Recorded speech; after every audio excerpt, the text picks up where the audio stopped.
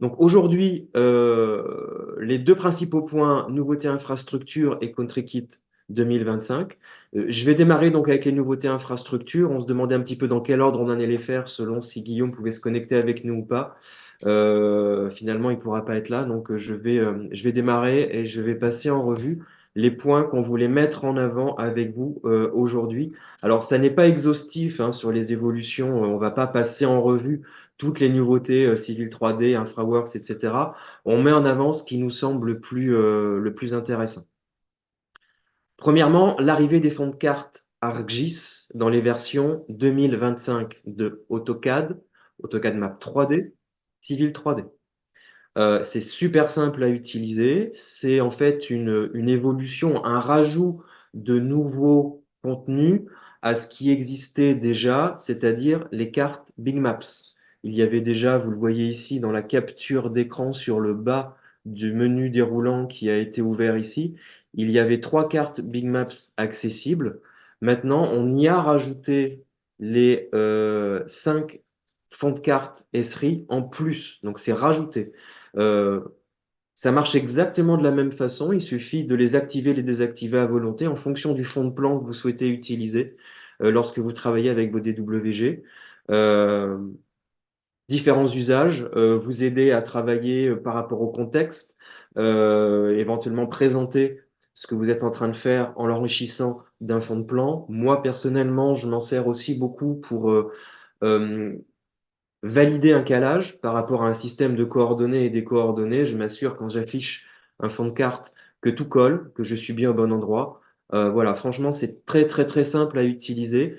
Et bien sûr, ce ruban qui s'appelle géolocalisation, je ne sais plus exactement entre l'anglais et le français, il s'active dès que votre DWG contient un système de coordonnées. S'il n'y a pas de système de coordonnées attaché à votre DWG, ce ruban n'est pas là, donc vous ne pouvez pas activer ses fonctionnalités. Mais dès qu'il y a un système attaché, euh, AutoCAD Civil 3D, AutoCAD Map 3D va comprendre dans quel contexte géographique vous travaillez, donc il va vous permettre d'afficher ce fond de plan. Il faut vraiment s'en servir. Suivi de l'activité. Ça, c'est également très intéressant. C'est ce qui va vous permettre, lorsque vous travaillez sur un DWG, pareil, AutoCAD, Civil 3D, Map 3D, de pouvoir suivre toutes les opérations qui ont été réalisées sur ce DWG et de pouvoir remonter en arrière, savoir qui a fait quoi, quand. Euh, Ça, c'est disponible dès que votre DWG est publié sur Docs. Par défaut, ça va s'activer et par défaut, vous allez pouvoir retrouver et remonter le fil pour retrouver toutes les opérations qui ont été effectuées. Si vous ne travaillez pas en connexion sur Docs, si vous ne publiez pas votre DWG sur Docs, il y a un peu de paramétrage à faire. Il faut lui préciser où est-ce que vous voulez que le logiciel stocke les informations qui vont lui permettre, qui vont vous permettre de retrouver le fil de ce qui a été réalisé. Bien sûr, on vous encourage à travailler en connexion avec Docs. Tout va se faire nativement par défaut. Ça va également vous permettre de comparer les versions de fichiers. C'est pas nouveau de comparer les versions de DWG, hein, ça fait plusieurs années qu'on a cette capacité, mais là, ça a été simplifié.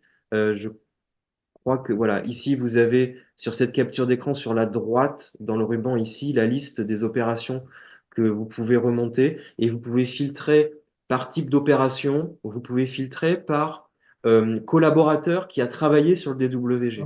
Donc ça va quand même assez loin. C'est très simple à utiliser, ça permet vraiment de suivre ce qui s'est passé sur le DWG. D'accord? Connexion FDO. Là, on revient sur un sujet plutôt SIG, géospatial. Comment on va pouvoir se connecter à des données, essentiellement les données fournies par l'IGN. C'est ce qui nous intéresse en priorité en France. C'est le principal fournisseur de données et c'est très, très riche. Il y a énormément d'informations qu'on peut récupérer depuis le site de l'IGN. Donc le premier point, ajout de requête bounding box ou bbox. Ça, c'est une fonctionnalité qui a été rajoutée, qui a été retravaillée, on va dire, dans Civil 3D et Map 3D, qui nous bloquaient jusqu'à présent pour accéder au service IGN. C'était une particularité du service IGN qui exigeait qu'on adapte notre logiciel pour accéder à ces services. Donc maintenant, c'est fait. Donc, on va pouvoir beaucoup mieux utiliser les services IGN.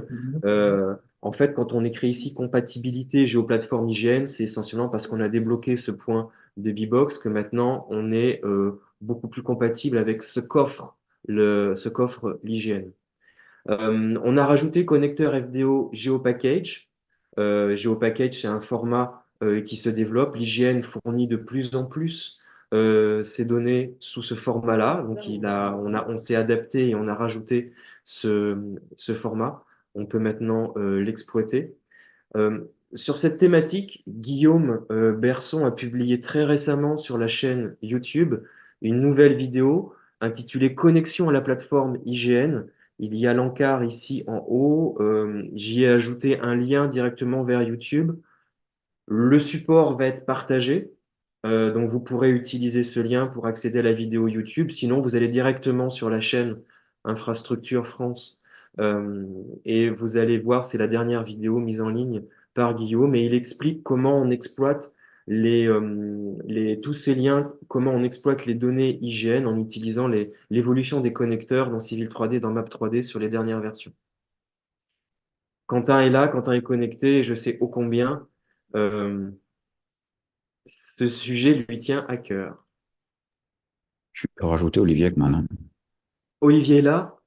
Olivier est là? Oui, il est là, il est connecté aussi. Ok. Les systèmes de coordonnées. Alors, il y a une nouvelle interface dans Civil 3D, Map 3D, qui a été rajoutée. En tapant la commande GeoCAssign, vous allez avoir cette interface qui va s'ouvrir. On a cherché à avoir quelque chose de plus simple lorsqu'il s'agit de faire une recherche de systèmes de coordonnées. Euh, L'interface précédente, quand on avait l'habitude, on se posait plus trop de questions, mais c'est vrai que quand on l'ouvrait pour la première fois, elle était un petit peu étrange et les recherches n'étaient pas forcément ce qui y avait de plus efficace. Là, c'est à mon sens plus simple.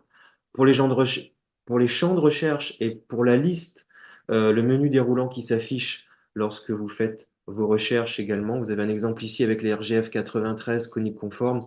Au moins, la liste, elle est beaucoup plus claire. Moi, ce que j'aime beaucoup, c'est l'aperçu qui s'affiche. Dès que vous présélectionnez un système, vous avez automatiquement l'aperçu. Vous savez où, sur quelle zone géographique porte le système que vous sélectionnez. Et ça, à mon sens, ça manquait beaucoup parce que tout de suite, on sait si on est dans les clous ou pas. Euh, on prend en charge des systèmes altimétriques aussi. Ça, c'est une évolution. Alors, à mon sens, je suis pas hyper spécialiste. Je suis pas certain que pour la France, ce soit encore une demande, ou du moins qu'il y ait un besoin à ce niveau-là. Je pense que sur le référentiel altimétrique, pour l'instant, on n'a pas trop de choix. Enfin, il n'y a pas trop de variantes, il n'y a pas trop de demandes différentes. Mais en tout cas, c'est une possibilité qui est ajoutée maintenant et donc on va pouvoir avoir des systèmes, des référentiels altimétriques différents qui vont pouvoir être gérés à travers Civil 3D et Map 3D. Et on prend en charge également les époques. Et alors là, c'est pas mon domaine. Là, il aurait vraiment fallu que Guillaume soit connecté avec nous. De ce que j'ai compris, c'est une évolution des systèmes déjà existants. Alors, c'est pas des nouveaux systèmes, mais c'est l'évolution des systèmes existants qui sont versionnés. Il y a des versions V2, V2A, V2B des systèmes existants et on prend en charge l'évolution de ces systèmes et progressivement, on est en train de les rajouter dans la liste des systèmes de coordonnées inclus par défaut dans Map et Civil 3D. Autre évolution, alors là on est vraiment sur une évolution plus fonctionnelle de Civil 3D, c'est peut-être certainement la plus significative de la version Civil 3D 2025, c'est que la fenêtre qui permet de créer, de générer les projets 3D, les corridors, a été reprise sur le principe. Vous voyez ici sur la capture d'écran, sur la partie gauche, c'est ce qu'on avait précédemment, la liste de ce qu'il faut sélectionner pour créer un corridor. l'alignement, le profil en long, le PT type, etc. Ce qui a été rajouté, c'est sur la partie droite, des zones dans lesquelles vous pouvez faire des sélections multiples, plusieurs axes ou plusieurs lignes caractéristiques. Si vous voulez directement générer un corridor plus complexe qui soit généré à partir de plusieurs axes ou plusieurs lignes caractéristiques, les lignes de profil en long que vous voulez exploiter et également les profils en travers type que vous voulez exploiter, que vous voulez attacher sur ces lignes.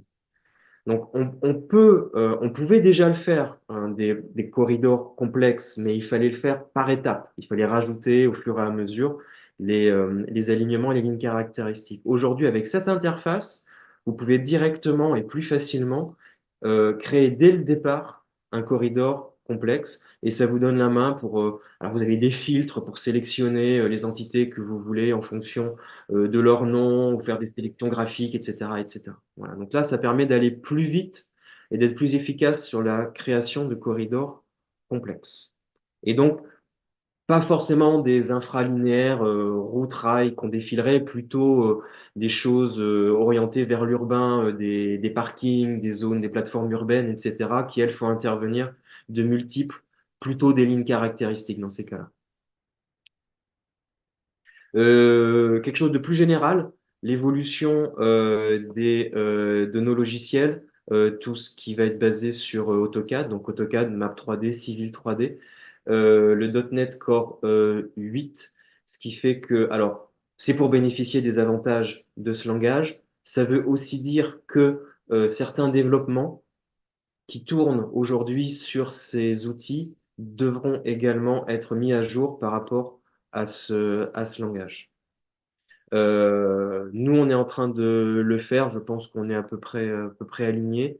Si vous utilisez des solutions ou si vous avez des choses maison ou si vous utilisez des choses que vous avez récupérées ou que vous téléchargez de l'App Store, etc., soyez vigilants avec ça. Peut-être Olivier Ekman, je sais que tu as le plugin que tu as développé et qui est toujours disponible sur l'Autodesk App Store. Je ne sais pas si tu nous écoutes. Est-ce que tu peux en dire un mot? Est-ce que toi, tu as eu ou est-ce que tu es en cours d'évolution par rapport à ce point-là? On pourra y revenir plus tard si tu n'es pas dans ta machine. Le plugin Oris, on en parle depuis quelques mois. Donc, Oris, c'est un outil qui est développé, qui est proposé aux utilisateurs, un plugin Civil 3D qui est proposé pour calculer l'empreinte carbone des projets d'infralinéaires réalisés sous Civil 3D. Le plugin est maintenant disponible sur Autodesk App Store. Vous pouvez le télécharger et l'utiliser en une version trial gratuite pour 30 jours, je pense. Donc la particularité, c'est donc que ce plugin qui est développé par Oris, il est fait pour s'intégrer complètement dans Civil 3D et bénéficier des bases de données et des fonctionnalités de calcul d'Oris pour la partie empreinte carbone en restant dans Civil 3D. Donc, ça va vous permettre de faire plusieurs itérations et d'évaluer la meilleure version de votre projet par rapport à son empreinte carbone, et donc d'optimiser le plus en amont possible le projet par rapport à votre structure de chaussée, par rapport aux ressources de matériaux qui sont disponibles dans la région, pour les emprunts de matériaux, les dépôts de matériaux, les centrales béton, les centrales d'enrobés, etc. Donc c'est disponible sur l'Autodesk App Store si ça vous intéresse. Vous allez y trouver les descriptions, des vidéos et vous pourrez télécharger le plugin pour faire un test. Un point sur InfraWorks également. InfraWorks continue à évoluer aussi, toujours avec un gros focus sur la partie ouvrage d'art, pont et tunnel. Surtout sur la dernière version, la version 2025, les composants de tunnel avec plus de capacité sur la manipulation et sur le comportement des voussoirs lorsque l'on va les positionner le long d'un tunnel. Euh, L'optimisation de la gestion des composants Revit et Inventor, et ça va concerner les ponts et les tunnels. Donc là, je dis plus de optimisation parce qu'en fait, lorsqu'il s'agit de mise à jour, lorsque on a directement déjà fait un composant personnalisé paramétrique qui soit Revit ou Inventor et qu'on le connecte à InfraWorks pour l'utiliser dans un pont ou dans un tunnel, s'il y a une mise à jour ou une évolution, on va pouvoir très facilement synchroniser cette mise à jour dans le modèle InfraWorks. Ça va être beaucoup plus transparent. On peut avoir sur un tunnel ou sur un pont un mix de composants Revit et de composants Inventor. Donc ça offre plus de souplesse, plus de possibilités. Et sur la partie tunnel, vous voyez sur les captures d'écran, on a rajouté alors je ne sais pas si c'est un nom particulier, les entrées-sorties des tunnels. Donc c'est ces parties spécifiques qui symbolisent, qui matérialisent l'entrée du tunnel et la sortie du tunnel. Ça va être aussi des composants paramétriques qui vont pouvoir prendre différentes formes et qui vont pouvoir s'adapter en fonction des besoins. Ça peut aussi être donc des composants personnalisés qu'on va pouvoir gérer en tant que famille Revit ou que modèle Inventor. Un point très particulier que je vais avoir du mal à détailler sur le comportement des voussoirs entre eux, au niveau de la jointure des voussoirs, j'imagine, et j'espère que je ne vais pas dire de bêtises, que c'est le jeu que peuvent avoir les voussoirs entre eux lorsqu'on les positionne le long d'un axe profil en long de tunnel. Ça aussi, c'est quelque chose que maintenant on peut gérer. On a un paramètre pour gérer cet aspect-là. Et puis la capacité de gérer des voussoirs alésés, c'est-à-dire avec des coupes en biais, c'est-à-dire que tous les voussoirs ne soient pas forcément parallèles, que les deux faces ne soient pas forcément parallèles. Donc toujours beaucoup plus de choses pour faire des modèles très détaillés de ponts et de tunnels. Donc voilà pour cet aperçu rapide des évolutions 2025. C'est pas exhaustif. Je vous rappelle que sur les pages en ligne d'aide en ligne de Civil 3D et d'InfraWorks, vous avez maintenant depuis plusieurs années l'accès à toutes les releases, à toutes les versions avec la liste des nouveautés par version. Donc si vous voulez avoir un aperçu plus exhaustif, je vous encourage à aller dans l'aide en ligne. Les aides en ligne sont aussi traduites en français.